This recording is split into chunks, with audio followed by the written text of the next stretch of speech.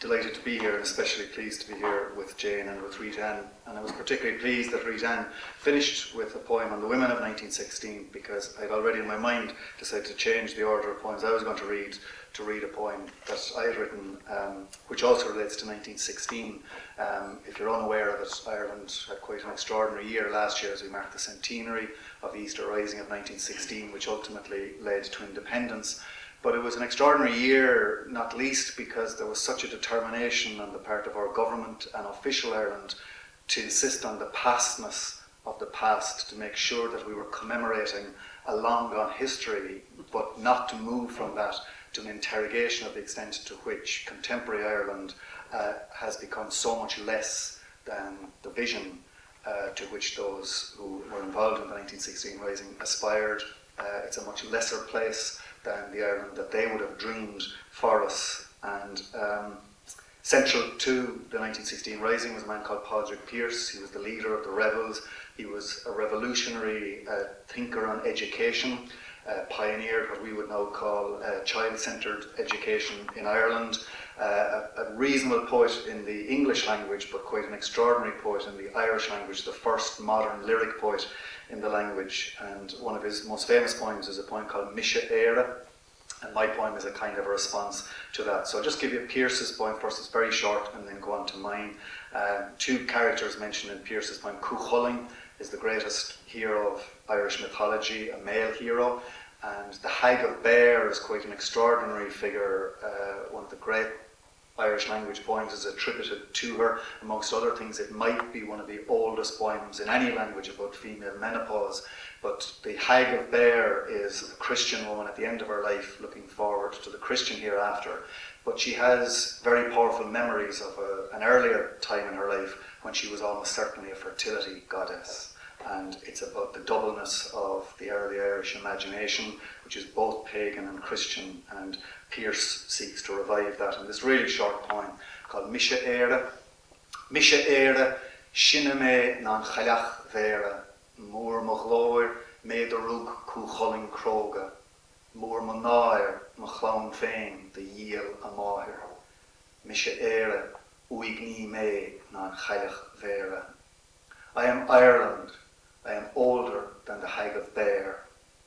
I am Ireland, great my glory, it was I who gave birth to brave Cuchulainn. I am Ireland, great my shame, my own children betrayed their mother. I am Ireland, and more lonely than the hAthghabhála. Shinge era, Shinishing na Cuchulainn is an chalach vera, na na flaha for Reabhar shan riv eag the Christ. Shinge era, oigishin nan Pearsach is o Caniela, na childers a chrelaiv your son na squile. We are Ireland, older than Cuchulainn and the hAthghabhála, than the chieftains our ancestors served before the death of Christ. We are Ireland, younger than Pearce and Connolly, than Childers who shook hands with his own executioners. We are those who went away and those who remained, those who came and stayed. We are the sons and daughters of all the dreamers. Our dreams may yet become us. There's a little card with that poem on it that's available at the back if anybody wants to take a copy of it.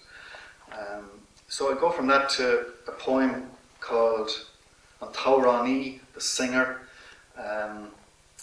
And it's kind of one of those poems that happens not nearly often enough, where things seem to just fall into your lap in a nice and orderly way. And the poem happened really on a particular night in a particular place, listening to a particular singer, and everything that's in the poem either happened on that night, in that place, in the room, or in one of the songs, or in my head.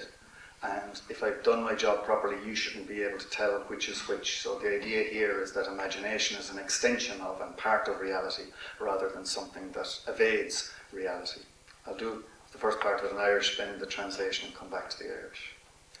Is stoilish an mertos machor gur leo son of ain a lauren, nor a chanan a hol tree graver, is fada le bara a mare go meshit sa valia, is cad shanama a chéla go maidin. Is at le héanaráin is le hir leanáin, gymach fan briste gríthe bhar a hanga, ag fear nar casagur a hanga. Nor a bhuilen na srangan na siade, a cheanghil da chéile an chéad lá riamhiad, dridan an lánain fósta da maiachas sa le chéile. Nor a chimlíon iling a léana siúd le gúling a bhaná, buinan fearóg hevel an tomra a ghansaí sáirigh do, is íran ar aratí an tasí slú in einem dílis dé. Guian an cailín a bhfuil áilecht an bhráin in a gnúis go miseag an chéile nó go bhaise í. These two here in front of me think he's singing to only them. When he plays a loving lament, their fingers ache to be home where they can play on each other until morning. The lonely and the old flames are amazed, a man they've never met as the broken tunes of their dreams off by heart on the tip of his tongue. When he touches the strings that tie them together the first time ever, the married couple in the corner move closer in spite of themselves. When the sleeve of the man's shirt brushes his wife's shoulder, a young fella at the other end of the room takes off his summer jumper and asks the barman to turn the heat down for God Almighty's sake. The girl, made lovely by sorrow, prays he'll never rest until he finds her. Outside, a fleet of sirens storms the night. Squad cars, ambulances and fire brigades running from the fire that can't be put out in the smouldering hearts of the men inside, who are late again for the never-ending funeral. Beside the bridge, the Morse code of loneliness, broadcast on flurries of air, is clear as day to the man who has just jumped. The water is smooth as a sheet, and he is deaf to the world as the music fills his mouth, washing away a world of worries. The singer keeps on strumming the strings that stretch from the heart to the mouth of his guitar. His cry is soft as the river, a blanket of water drawn up over all our sleepy heads. An tuisce chomín le baradín, is tán áling an cheoil in a bhéal á bhóra bhuair an tail. Leanan an ceoltóir a shemant ar na srangan a folla a hínan an grí go dtí béal a guitar. Tá chuoine cho séimh le plid na haun á tarint os ar giún go léir. I spent a time, nearly 10 years now, living in Australia, and spent a lot of time also in Tasmania in particular, and there's a point called Ilan Bruni, or on Bruni Island, which is just off the coast of Tasmania, and it's dedicated to Peter Hay and Richard Flanagan.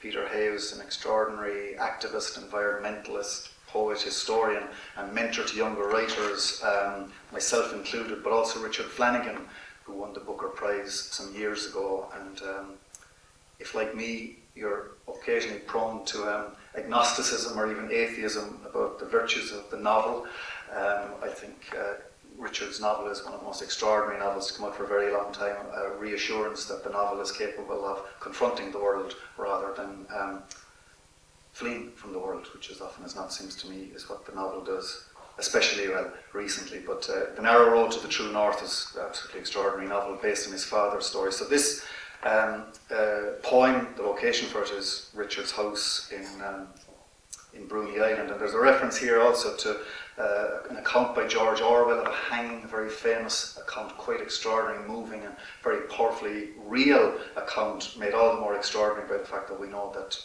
Orwell wasn't there at that particular hanging. So I suppose again it's a poem, it's a contemplation about imagination and reality, but it's also, like a lot of the poems I'm writing recently, circling around the idea of relationships with fathers. On Bruni Island, there was wine and beer on the table, fine talk about books and politics and history, about people we couldn't figure out, God help them, when we got word that the father of the man of the house was about to return to the red earth that made him almost 100 years before. It occurred to no one to say a prayer, but the talk turned to boats, to friends who would gladly drive through the night, to the place where a little trapdoor of light had opened between now and infinity. I thought of Orwell's story about the misfortunate man on his way to the gallows, who skipped over a puddle he saw between him and the scaffold where the hangman and the priest were waiting. And it occurred to the one who understood better than any writer before or since what it's actually like to be tired out, knotted with hunger first thing in the morning, that no one really credits his own death till the earth opens beneath him as he falls through the tiniest gap between now and nothing. Orwell wasn't there when that man was hanged, but he walked with him, step by step in his head, hands tied behind his back, the soldier's boots creaking in the wet sand on either side of him, skipping the filthy puddle we all see just in front of us. As each of us walks to where his own father is in two minds between here and hereafter, praying he'll step over the dirty water one last time before his feet are finally bathed. The remarkable thing in Orwell's account is the man who's going to his own death jumps across a puddle. The last thing you'd imagine he'd be concerned about, but clearly there's still some hope that he might not be dead very shortly. Maybe I'll go from that to a couple of other poems which are about fathers as well. Two short poems, one called Bells, or Clegini in Irish, and I'll follow that immediately with a poem called Luascoin. And amongst the other things I was trying to do in these poems was trying to see how you could flatten language as much as you possibly could to the most ordinary, mundane words and still see what they were capable of carrying, what kind of freight, emotional freight, even the simplest, most unadorned language could carry. So, I'll read Clegini first. Tá bhaidin cho socar go na mara go gluisim Clegin on eschewed I glos an tógálaí Leabhar on dig. An bhaiste cho hétram go mrahim girannail mahar sé smite blochan a aimid chúl an tí a gorcuig. Nuair chléan ma bham on gistin, aríonn sé bháthar féin árál ina ahar teach isteach an Duanaire sar bhuaróise. Tá sé déimlíon a dhís is tá ahar cho gairidál ina chrecin féin. An bhaidin cho socar go goshin sé Clegin ifige in aigine a bhic blianta fadó bhaile árális go le róhan diantaige go fóil teach isteach an ish sar bhuaróise. Bells. This morning is so quiet in Connemara. I can hear the office bell ringing in the builder's yard half a mile from here. The rain, so light, I feel my father's heavy breath as he chops wooden blocks behind the house in Cork. When my mother calls out from the kitchen, he hears his own mother telling his father to come in for his dinner before it gets cold. He's 10 years old, and his father is as close to him now as his own skin. The morning, so still, he hears an office bell in his son's head, years away from home, telling him he's done enough for now, to come in before he goes cold. Swings. In the empty garden, there's a blue swing barely moving, and no one pushing it since the wind got tired of its childish, thankless work. Don't move yet, I tell the child in my mind. Don't let on, you can do it yourself. Till you feel his hand at your back, his voice pretending to be cross as he tells you, you're old enough now to be able to push yourself as high as you want to, without anyone having to push you.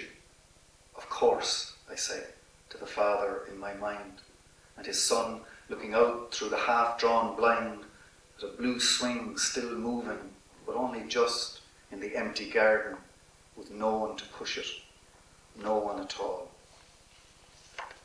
And maybe something just a little bit more cheerful. John Banville said somewhere that it's not true that writers write their way out of depressions and all of the rest of it. He says that's the worst time to write black things, that if you're writing really horrifying things, as he is prone to do, it's better to do that when you're in a very stable state. So I'd like it to be understood that if many of these poems are very bleak, it's because I'm a very happy person. So this poem is nonetheless we were talking earlier actually during the week, myself and Jane, just about why it is that poetry, apart from festivals like this, remains marginal in most people's lives, except in extreme moments. Like, why is it that people in prison resort to poetry? Why is it that at funerals people want poems? You know, what William Carlos Williams said still holds true, that poetry accomplishes nothing, but men die every day for want of what is found there.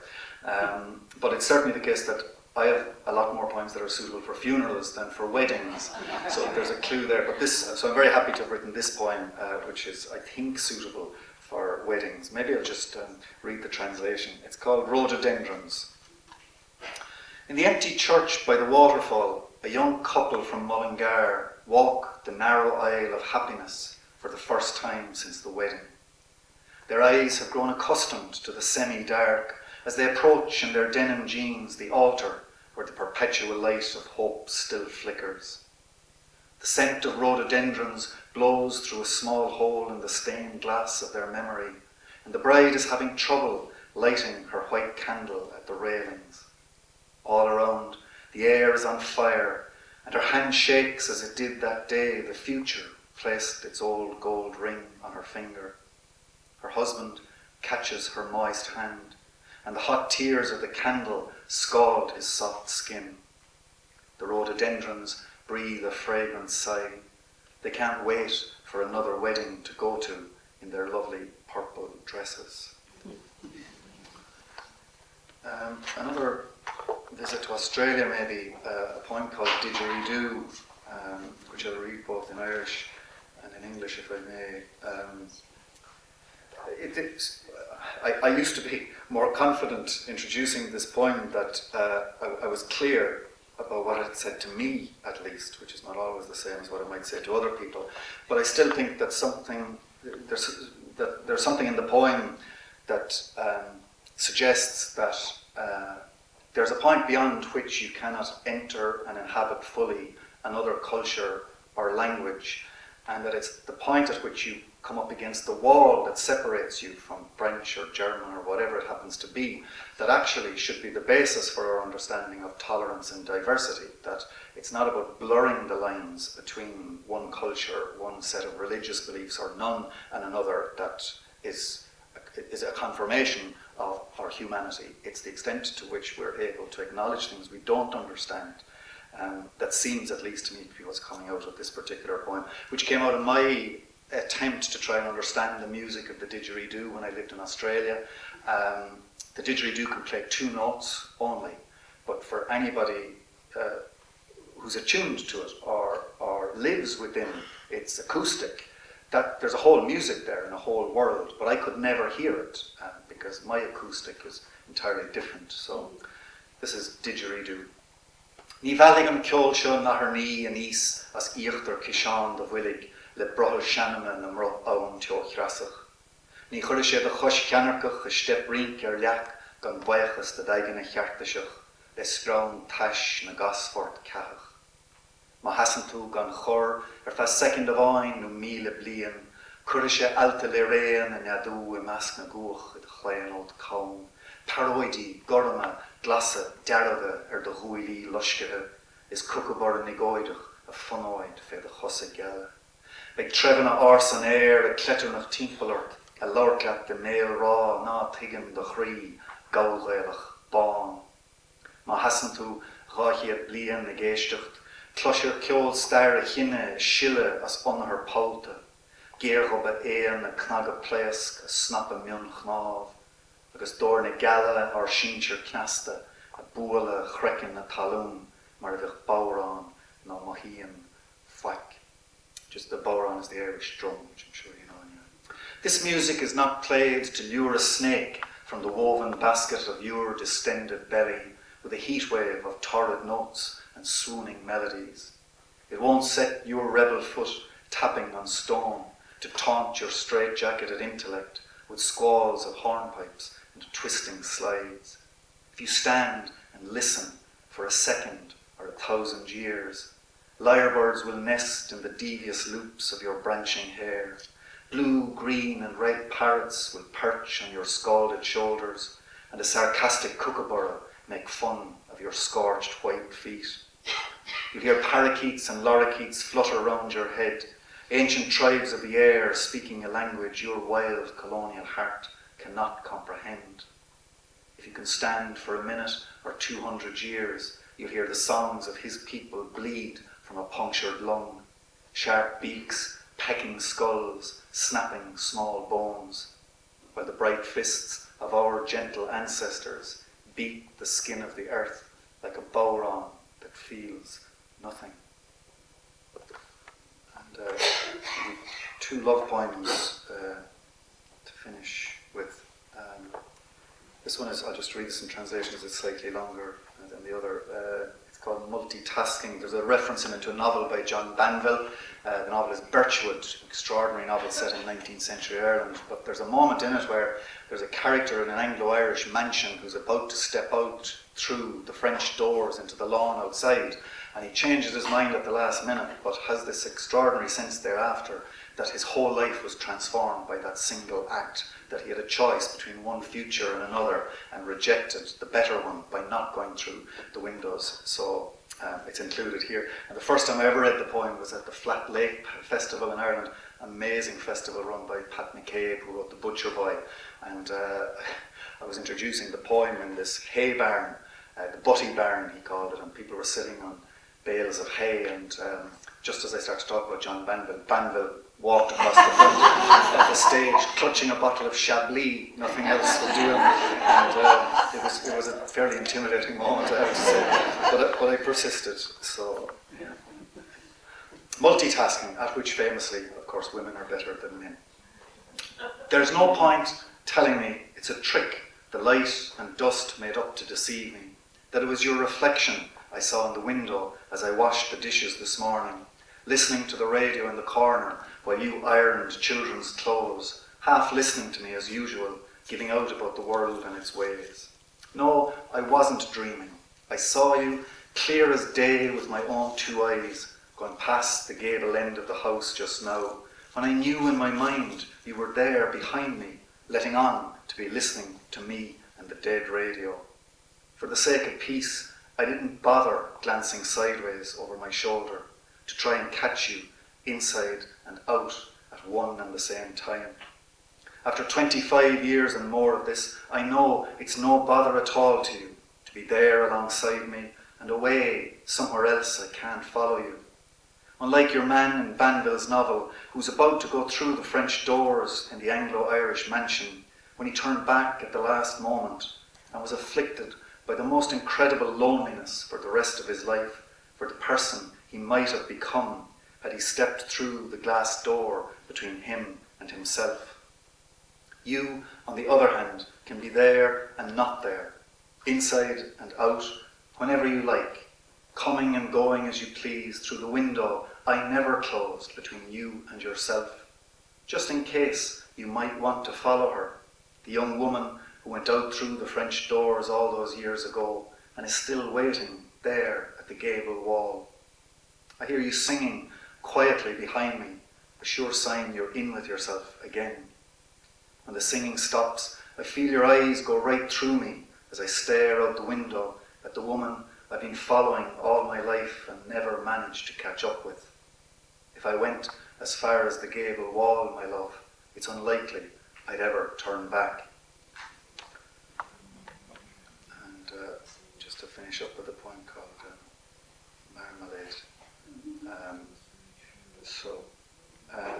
Just to echo perhaps what Jane said earlier, it's just such a great thing for all three of us to be published by Bloodaxe. There's a real sense you're in the big leagues when you get to be a Bloodaxe author, and I can't think of anybody who's done more for poetry and has a more generous, open approach to the whole world of poetry and the whole world through poetry than Neil Astley. So it's just wonderful to have him as a mentor to us all.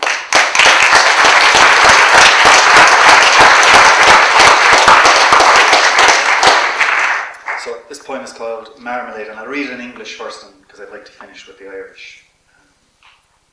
I opened the jar of marmalade, and morning fills with the bitter, no sweet taste of Algiers, Morocco, Seville, where fragrant bombs hang from tree branches. When they burst on the bare ground, I like the ones with blood in them best. The air is scorched all around with the noise of revolution and street markets, in places I have never been, but still my nose remembers their bitter, no sweet smell. When I return to the kitchen, worn out from wandering beyond the borders of the senses, "Get real," you say, frowning. "I bought those oranges yesterday in the butcher's, and it was I who made your marmalade, bitter-sweet, the way you like it." "Exactly," I say, as your body's fragrance detonates, burning the air all around me. The riot has already started in the street market of my heart, just there beside the stall of oranges.